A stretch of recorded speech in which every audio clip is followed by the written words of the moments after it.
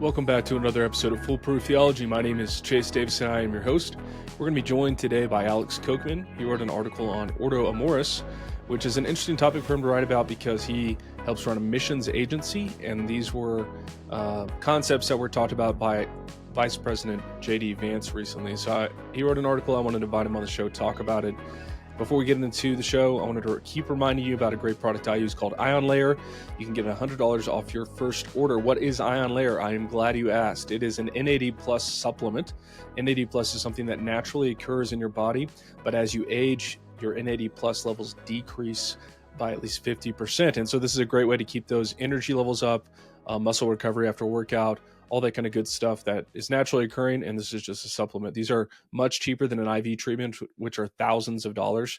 And so with this kit, you get 5 patches. These are medical grade patches. You get cleared by a doctor, and you can head over to ionlayer.com, use code FPT to get $100 off your first kit. That's code FPT at ionlayer.com to get $100 off your first kit.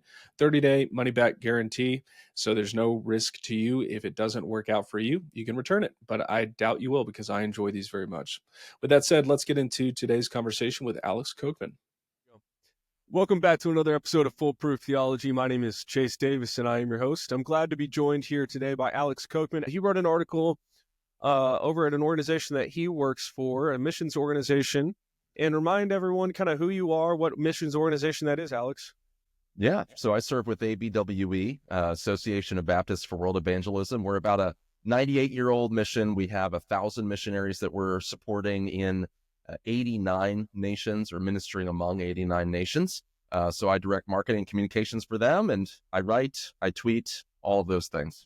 Yeah, you make some great videos. I really enjoy watching those. One of the things we want to talk about today is this concept of Ordo Amoris. That's a Latin phrase. It just recently came into the headlines because J.D. Vance used it, and he said something to the effect of just Google Ordo Amoris, which I thought was very funny. But nobody knows really how to pronounce it. I don't know if Alex is going to pronounce it differently than me because it's Latin. It's a dead language. But you should learn some Latin. And so we want to talk about it. It's basically talking about a hierarchy of loves. Alex, why don't you tell the listeners kind of like what are we talking about when we talk about Ordo Amoris? Where does it come from? Yeah, absolutely. I do pronounce it the same way. Maybe I should have figured out. Something funny would be good, with spoofing off of the song, like that's Amore. But I haven't come up with that, and I'm not good on the spot with rhyming things. So it's not a novel concept in Christian theology. It is something that J.D. Vance, as a Roman Catholic, is probably going to be exposed to more than the average evangelical, which I think is part of why there's a tempest right now online over it. But you have Augustine in City of God writing about it and making a strong case that love oriented towards God, apart from God, who loves perfectly, all of us, the rest of us, we have to order our loves appropriately from there. And idolatry is disordered love. It's when one thing that's created is elevated over the creator. We all know these things, right? These aren't new concepts to us. But in part 2, Secunda Secundae of Aquinas' Summa as well, Aquinas deals with it. I believe it's 26. And I was just reviewing that, and he goes in detail, in a lengthic form, dealing with, okay, so do I love God more than my neighbor? Should I love one neighbor more than another? Can I love my wife more than my children? I mean, these are questions that people have. All of that was dealt with both in the patristic and in the medieval periods. And then even as recently as C.S. Lewis deals with it and references Augustine and others in Abolition of Man and other things that he wrote, again, arguing for this concept. And really, you see it in C.S. Lewis, it's not overly controversial.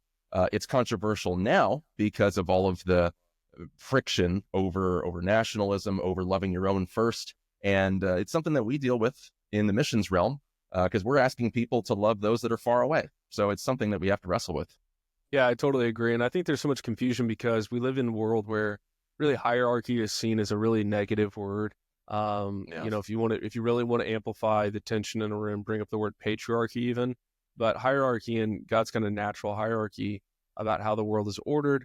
And like you talked about ordered loves, these things are naturally offensive to a more kind of progressive modern mind that is very, we'll use the word egalitarian in the broadest sense, kind of a flattening of loves and then even I've seen heard a lot of pastors kind of use scripture to justify almost an inversion of loves. Like, I think that it's been interesting to me, Alex, over the last few years, the kind of accusation thrown at either the church or Americans is that they have xenophobia, meaning fear of foreigners. And I've always been like, actually, I don't think that's true. What I've seen in the church is a xenophilia, kind of a weird fetishization of foreigners. Like, we're always obsessed with other cultures and kind of this multicultural melting pot of elevating those outside. Oh, they're the real heroes. You see this in our stories. You see this in kind of DEI initiatives, all this kind of stuff. And so I think it's a pertinent topic. And I think, like you said, the reason it's blowing up so much is it's like putting your finger right into the sore spot of where we're so off base biblically.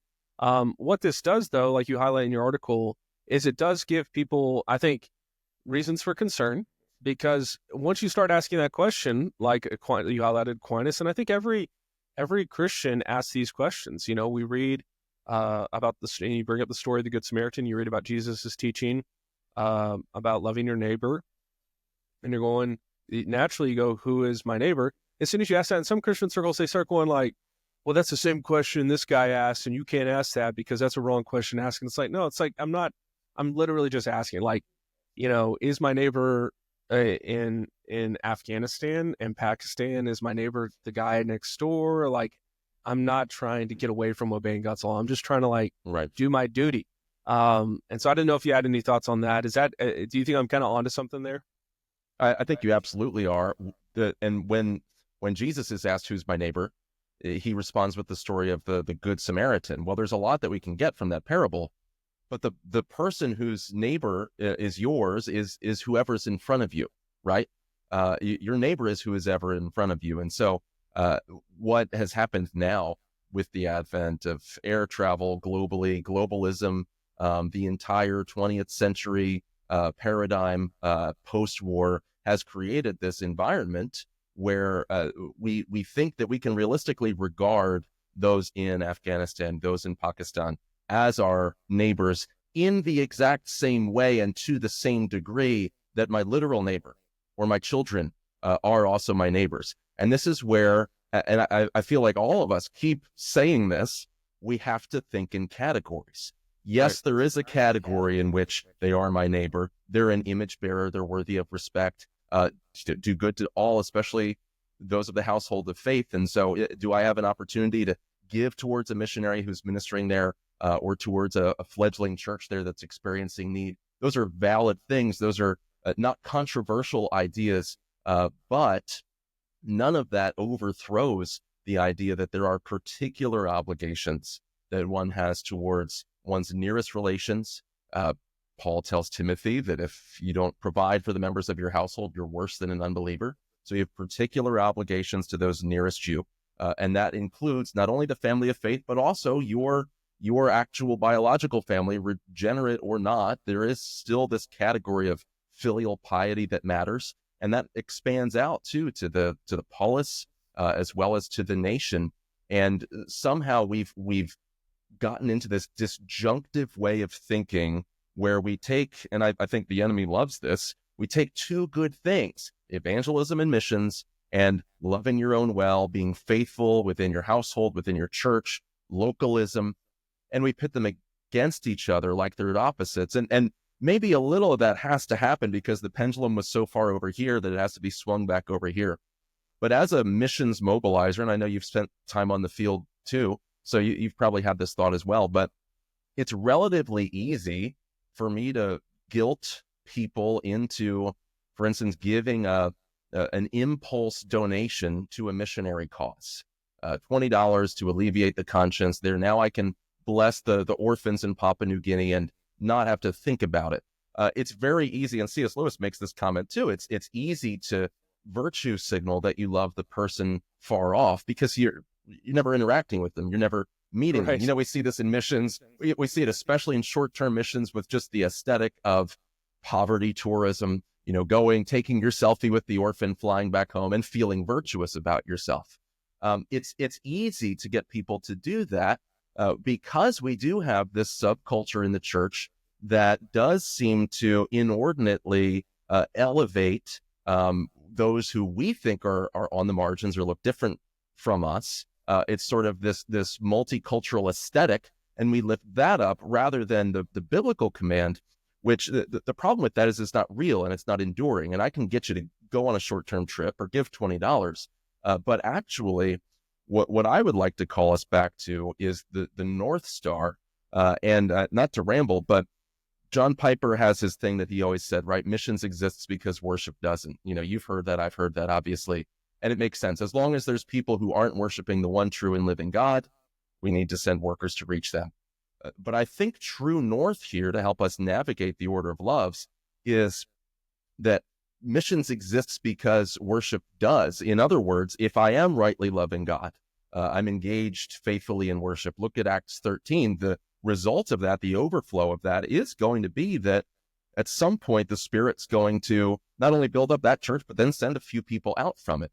And so if we are faithful with what we've been given locally, if we're loving our own, if we're loving our families, our churches, and certainly our locality and our nation, the healthy overflow of that should look like love towards the sojourner, love towards those that are on the margins, sending workers to the unreached. The one flows out of the other, but if we're pitting them against each other, well, then we do need this hard corrective that actually says, no, there is an order of loves. And if you can't get right this first thing, then don't do the nth degree of showing love. In Proverbs, I believe it's 23 or 27. I don't have the reference in front of me, but it says the fool's eyes are on the ends of the earth.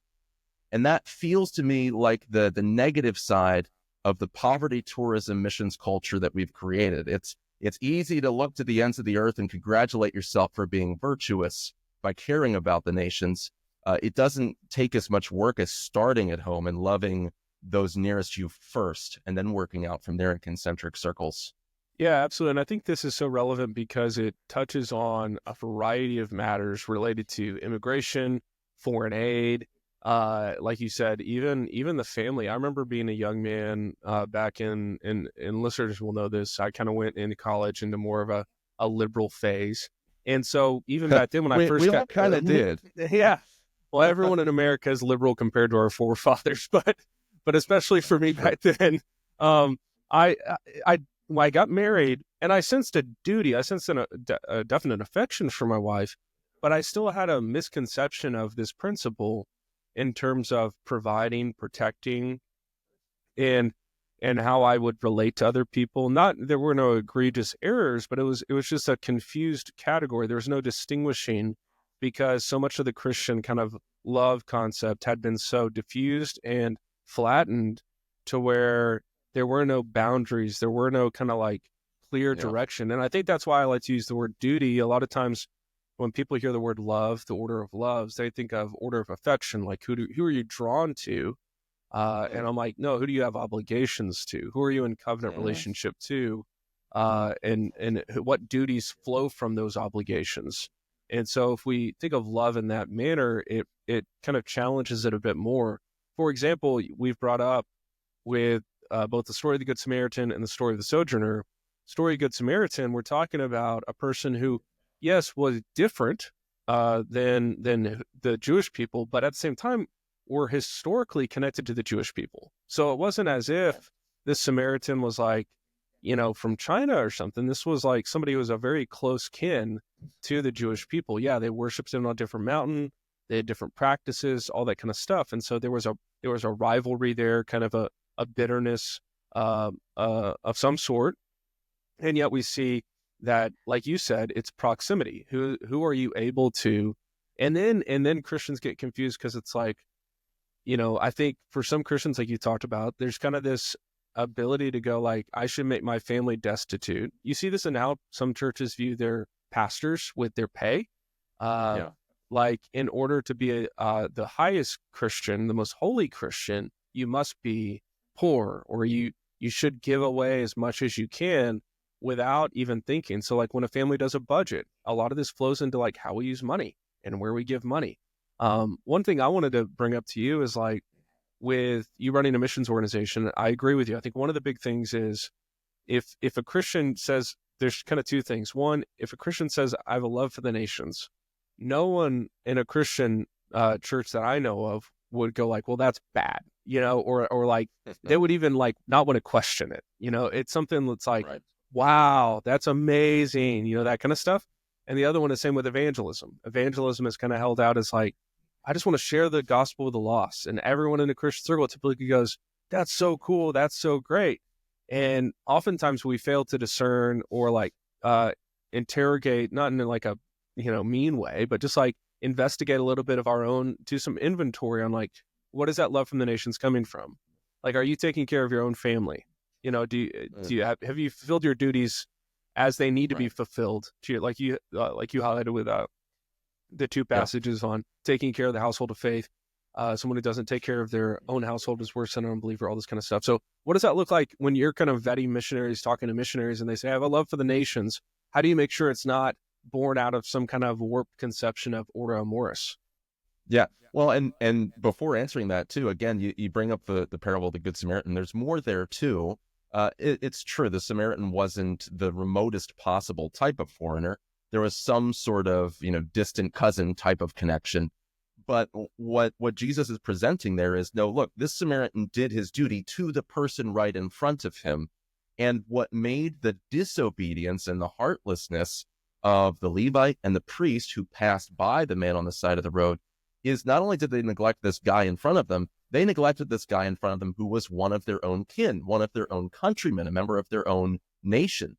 So their sin is, in a sense, elevated because they had a particular, not just natural duty to one of their brothers, but also a religious duty because they were both clergy to care for this destitute person, again, within their immediate reach, their sphere of moral proximity. So, the whole force of the parable assumes that there's an order of loves. It would make no sense if it concerns somebody thousands of miles away who mails in a check to the guy on the side of the road, right? It would not make sense to their ears, to our ears.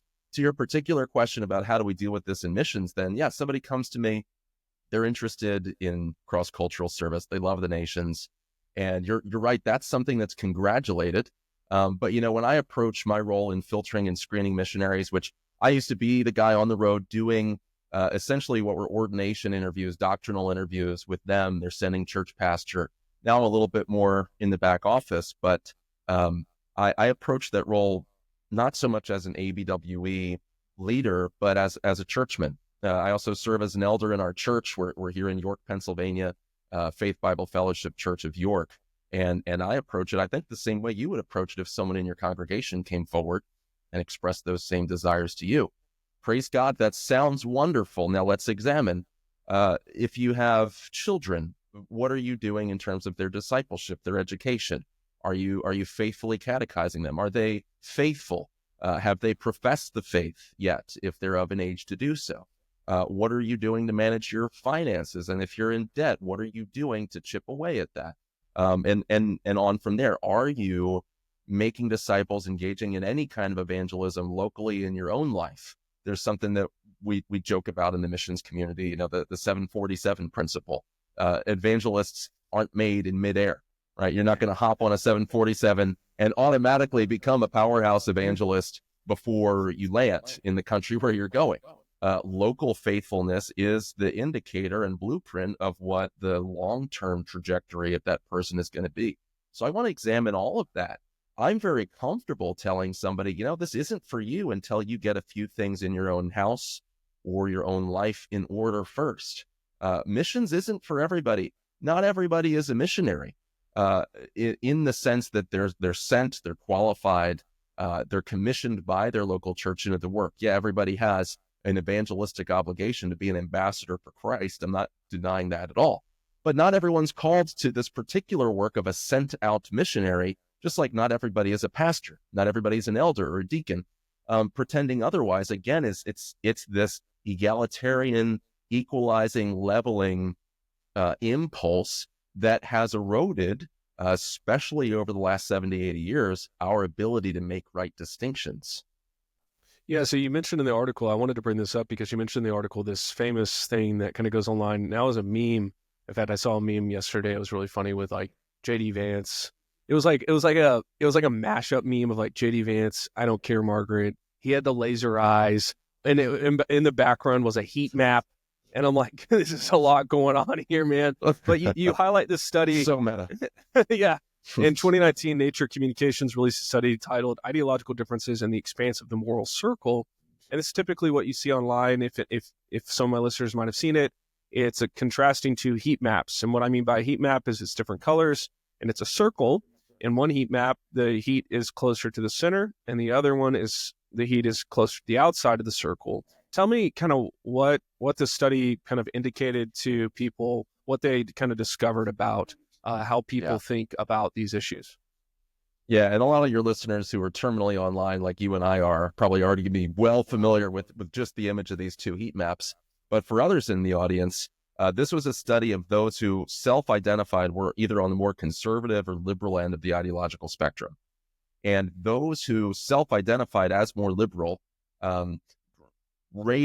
both groups rated what they felt their sense of duty or loyalty or obligation, which I agree with what you said earlier. Those are the right terms, not just affection in the emotional sense of that term.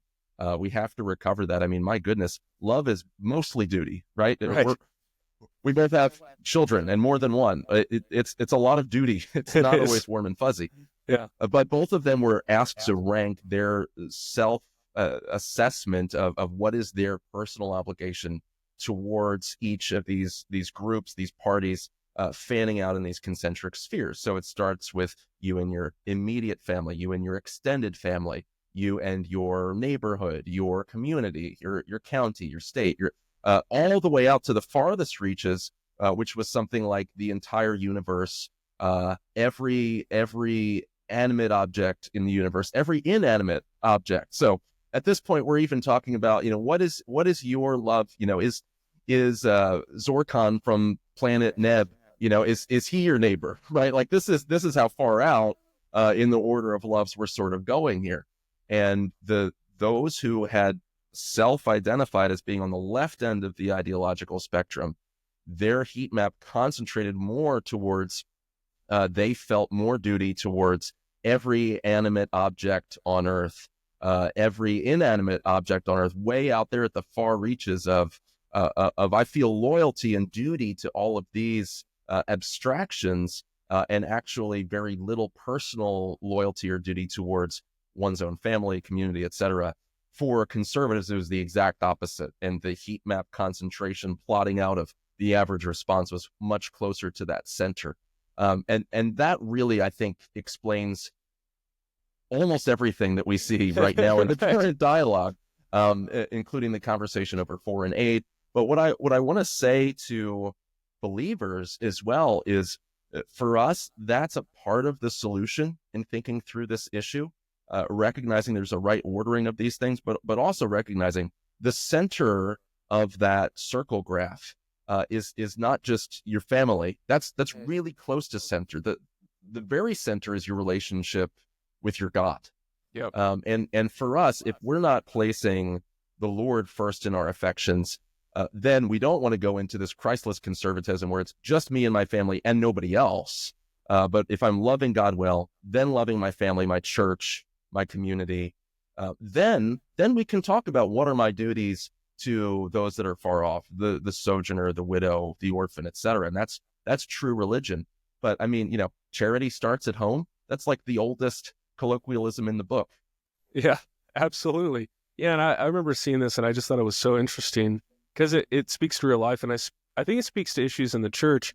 Like yourself, or maybe you used to do it more, but like I'm constantly caring for people's souls and kind of what they sense the Lord is saying through His Word, and so when people talk about what they love, who they love, I think a playbook that has been used against Christians, especially if it's true, which I do think it's true, that a predominant kind of mood and vibe in the church as of late has been to punch right, coddle left, then most of the attacks have come towards conservatives on these matters. The idol of the family, the idol of very natural things. Even that I would, in America, we're a very affluent nation, but I would even say the idol of kind of making money, being productive and seeking to have very good gainful employment. All these things kind of are much more maligned. And then when you get to kind of the liberal heat map, those things are kind of, oh, well, you care for the environment. We too, we have creation care programs at our seminary.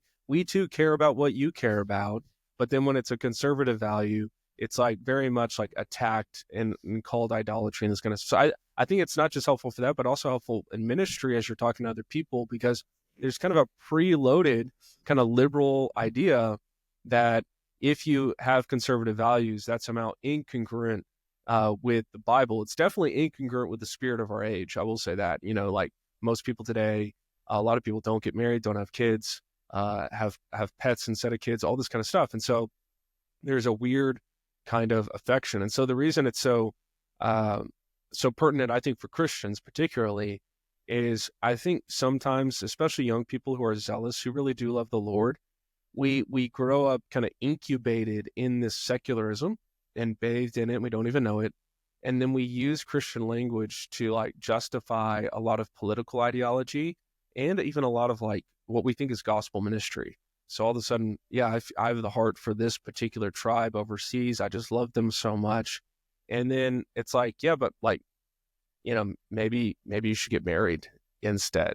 And like that's seen as like, oh, you're questioning, that I had a gospel call or something like that. So it can become contentious. It doesn't need to be, but we've drifted so far from being able to talk about these things rightly. What do you think when someone brings up, some of the critiques? I think most of the critiques are very disingenuous and are more kind of coming from a secular mind.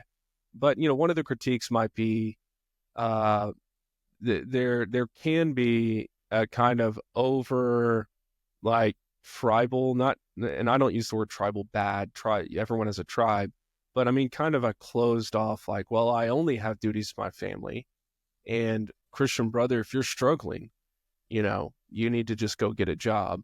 How would you speak to maybe that concern where like we're overly relying on this order of loves without getting into some kind of, crazy stuff? But I think there could be legitimate concerns. How would you address that, Alex?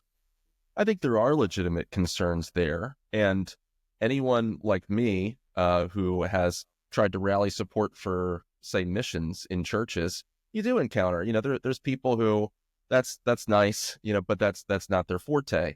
And maybe there is a little bit of an extreme on the other side that they need to be pulled back from. At the same time, I don't know if that's what we need to be worried about right now, because the pendulum culturally is so far the other direction.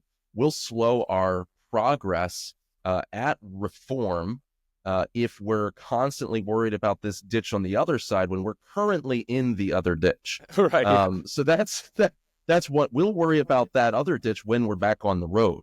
Yeah. But there are ditches on both sides. I would say that one way to avoid that ditch is by being a part of a healthy biblical local church. Yep. If you're under the authority, submitted to the authority of elders who are preaching, expositing all of God's word, you're going to hear about the household codes. You're also going to hear about the nations. You're going to have to hold all of those things together in your mind. And participating as a member in covenant church life, you're going to be regularly forced to love those that are different from you. And that itself, I think, is a pretty powerful corrective against being overly. And if somebody's only talking about their family or their tribe or their race, really the first thing I want to ask them is, are you submitted to a faithful, healthy local church? For sure. Aside from that too, though, there's another problem here of thinking, well, it's either loving my local soil that I'm embedded in and planting roots there, or going to the nations and going abroad. I think we forget that in order to do healthy missions means long-term language learning and cultural awareness of the place where you're going to proclaim the gospel. And what that means is if you can't love your own people around you now, good luck loving anyone else. If you're going to the field to escape your own culture, then I have concerns. That was not the case with, for instance, William Carey and the motivations that he and Andrew Murray talk about. They loved England. They wanted to see reform in England, and they write extensively about that. They were able to walk and chew gum at the same time. The whole point is that a missionary is going to another place to put down deep roots and love that local people well. So no matter how you slice it, you have to exist where you are, and not just love abstract, faraway propositions. It's the same reason that Jesus condemned the Pharisees in Matthew 23:15, saying they cross land and sea to make a single proselyte, but when they do, they make them twice as much a son of hell as they are themselves. So for somebody who's worried that, well, all of this isn't this going to undermine missions? I mean, Jesus wasn't worried about undermining missions when he said that. Right. Apparently, Jesus was more worried about, no, let's get people that are actually faithful to the Lord and not wantonly hypocritical the way the Pharisees are. They were also doing other things like neglecting their filial duties, their duties with respect to parents, because of the Korban rule, right? They were saying, well, if I dedicate this to the Lord, I don't have to give it to my aging parents who need my financial help. Right. Jesus says, no, get that right first before you go about making proselytes among the nations. Yes, we should love the nations, but I think part of this is sending, even if it means sending fewer missionaries, but sending better missionaries, those who've been faithful in the small things, who now can be entrusted with more. Yeah, I have so much to say on that. Yeah, it's the verse you just brought up, because it's really fascinating. These were younger people who wouldn't take care of their family because they had dedicated to the Lord. Am I remembering this? I should know this passage, but am I remembering that example? You just highlighted it. Is that right? Yeah, Mark 7. I think it's in multiple of the synoptics. Mark 7, 9-13, the Korban rule. Yeah, and so I'm not trying to alienate anyone in my audience or your audience, but it seems inverted today, where a lot of older Christians are very interested in supporting missions, and that's great. No shade on that.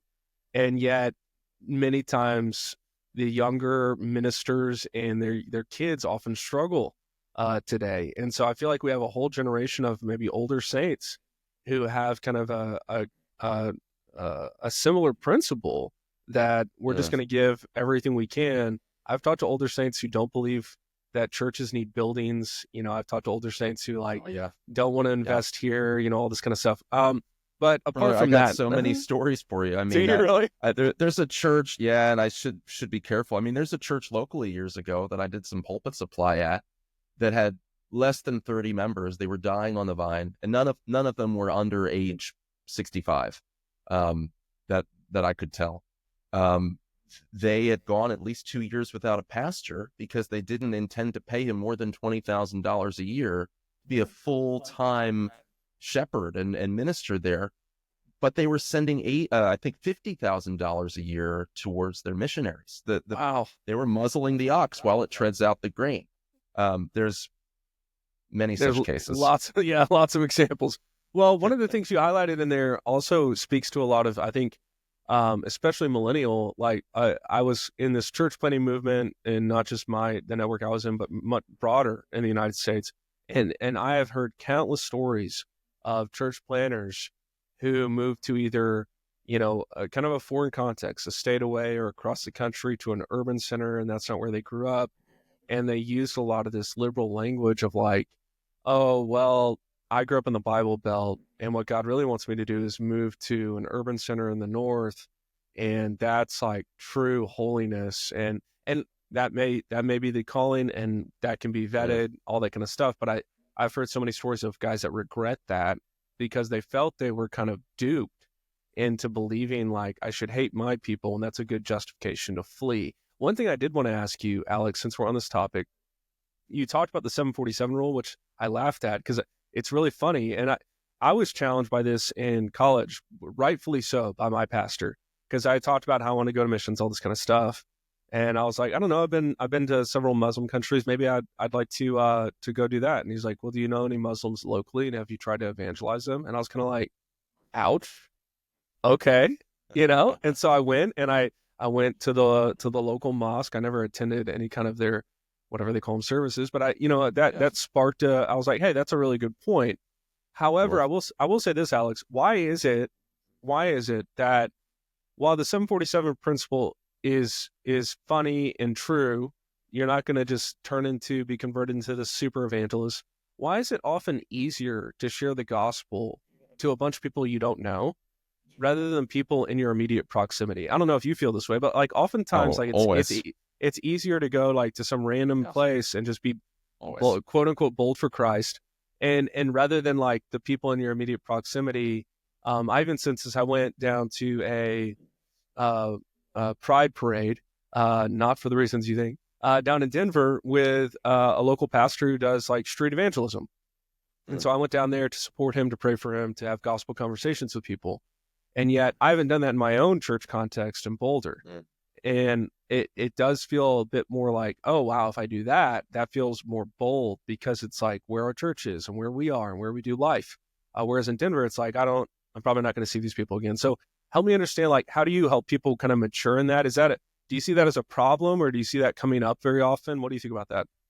Yeah, it's a problem. It's a baked in one. I think it's one we all feel, and you identified it yourself. I've had the same experiences as well. It's relatively easy for me to do cold contact evangelism.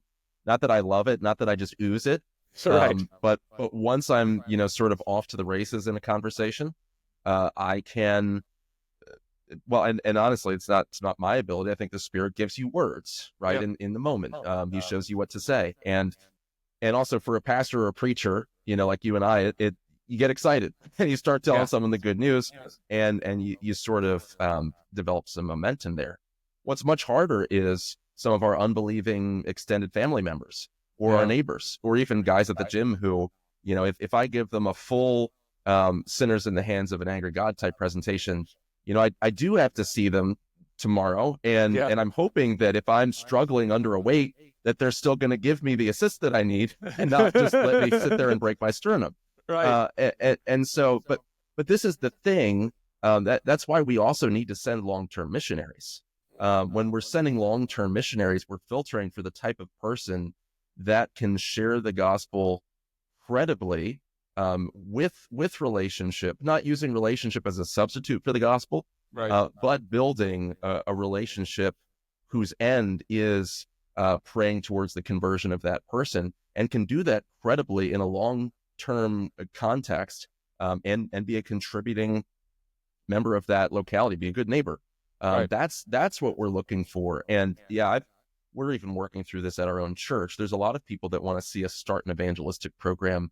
I'm very hesitant to do so because really, for me, the main benefit of us doing an evangelistic programmed outreach is just that it makes you a little bit of a better evangelist with your own coworkers and neighbors. Right. But that's far and away the hardest thing. And I don't know that it needs to be, but we make that the hardest thing. And going back briefly to the example of Paul, and again, talking about, do I faithfully love and evangelize and reach my own? And here's the thing with Paul, he was sent to the Gentiles, but his heart bled for his own countrymen. He loved his own countrymen, his own kin, the Jews. And it's interesting that what didn't happen was that he felt no love or fondness for or loyalty to his own people. God sort of loosed his anchors, and then he was free to go to the Gentiles. Now, yes, he shakes the dust from his feet at the end of Acts 28, and maybe that's a layer of what's happening. But at least according to Romans 9 and following, he still loved his own even when he was far away. And his hope was that what he was doing, even among those far out there, would have a net benefit on those that he had left behind. So you really can't escape some concept of an order of loves where the Lord wants us to love those that are in our immediate sphere of influence. Why Paul says in 2 Corinthians, he doesn't boast beyond his immediate sphere of influence. Yeah, and I think that's a great place to kind of conclude as well, because like it touches on some of my story moving to Colorado, which I call a foreign context. I always refer to myself as a Texas expatriate, expat.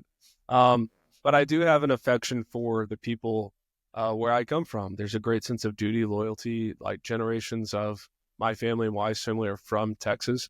And yet I do love this state where I'm planted, and I have developed relationships here. And it can be more difficult, like you said, to be kind of long-term away from family, that kind of thing. Thankfully, it's pro and con, but I think more pro than con. It's like we're a 2-hour flight away, so it's not that big deal. 12 hours, I can drive in one day. So it's not like I always, Meemaw, Kim's grandma, she's always like, when are y'all going to come home? And I'm like, Meemaw, like, I thought I was called to like Pakistan. So like, this is not the other side of the world. Like, really, God has been very gracious. But yeah, there's always kind of this sense of like, hey, I'm in this context where a lot of people don't have the same values. A lot of people don't have, like the same food, like the same sports team. There's a lot of kind of cultural noise that can kind of get in the way. But a good missionary isn't necessarily someone who just adopts all the customs of their new context. If we did that, we'd be, I think C.R. Wiley's talked about it, where we're contextualizing to death, where a lot of our foreign contexts that we're entering into, even in the States, big cities, urban centers, liberal contexts, college towns, a lot of it's riddled with a lot of anti-creational, anti-biblical concepts. And so we have to be careful when we seek to be missionaries in this context, that we don't just give away throw out the baby with the bathwater in terms of like how we're trying to minister to people well. And even in that, one tension I've had, I don't know if you have it in York, is that people will move from the Bible Belt to kind of this context, and they are fleeing. They're good Christians. They love the Lord, but they're fleeing from, let's say, Georgia, because Georgia's more conservative. They grew up in rural Georgia, and they're like, I'm going to go to Boulder. It's like cool. It's hip. There's mountains. And they hate, and maybe hate's too strong a word, but they look down on, where they were from. And then they come to a church like ours that values tradition, that values kind of like Christian culture, not too highly, but we value that. We want to see more Christian culture in the world. And so that becomes a very disjointing experience for some Christians, because they're like, no, I was trying to escape that. And I thought here I was going to find this like cool church that was hip and exploring other ideas and doing like creation care ministry or something like that. And so that can be disorienting for some people. I don't know if you've experienced that or not, but that's kind of some of mine. Yeah. York is a little miniature, not quite a Bible Belt. The surrounding region, maybe a little bit more so. So we don't have as much of that, but we have a similar impulse, and I understand exactly the dynamic that you're talking about. We have this similar the impulse is like, you'll hear people say sometimes, well, okay, persecution's coming. Good. We need persecution. It'll purify the church, which what I want to say every time I hear that is, if persecution was only ever a good thing, an unmitigated good, then Satan wouldn't keep instigating it. He clearly keeps running that play because it does harm the church. And yes, the blood of the martyrs is the seed of the church, etc. But even so, there is this perverse, I think, false piety of loving, and some people are wired for hard places, for challenging cultures, and God bless them. But there's a perverse way in which that can be the overriding principle, sort of, the hand in the body of Christ. Well, if everyone was just a hand, we would be better off. And what I would say to that person is, okay, you're a hand, you're attached to the whole rest of the body. Look at the good that your Christian cultural apparatus did for you in your place of origin. And maybe you were burned by, fundamentalism or something like that along the way. But can't you look at the glass of nominal Christianity or cultural Christianity, and can't you see that that's half full? That helped your conversion process, that helped, you exist in a context where you could go to church every Sunday and you could be a part of a Christian school. And do you think you would have had that if you were in Pakistan? Right. That the Lord uses those things too. You may or may not think you're carved out for that. That's fine, but recognize how the Lord uses that in his providence. Overall, just to help land the plane of the conversation a little bit too, as a lot of people are getting into this idea of the order of loves, and I think what you're hearing in this conversation is, I don't want to throw out the missions baby with that bathwater. There is a baby in the loving the world, sort of bathwater. There may be two cautions, two things to keep in mind.